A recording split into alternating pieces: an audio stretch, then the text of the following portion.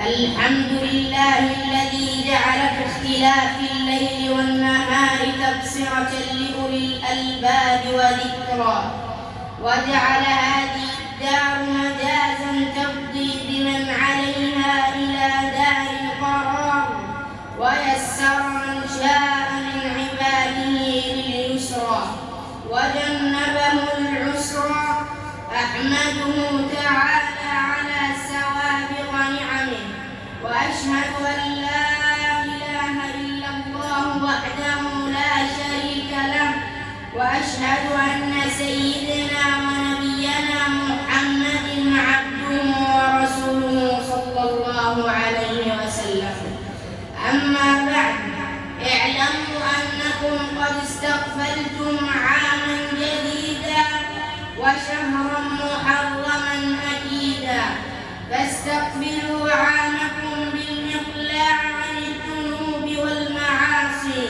وتوبوا إلى ربكم ما دام العذر ينفع. ألا وإنكم بين عام راحل لا تدرون بما رحل عنكم ومضى، ولا تدرون أحصلتم فيه على غضب من الله أو على رضا، وبين عام قابل لا تعلمون ما أبرم فيه من القضاء، ولا تعلمون أفي الأجل فسحة أم قد بعد وانقضى، وإنكم على يقين من سيئات أعمال هي عليكم محدودة، وفي شك من صالحات أعمال مقبولة هي أم مردودة. قال الله تعالى: إن عدة الشهور عند الله 12 شهرا في كتاب الله يوم خلق السماوات والأرض، منها 4 حرم، ذلك الدين القيم، فلا تظلموا فيهن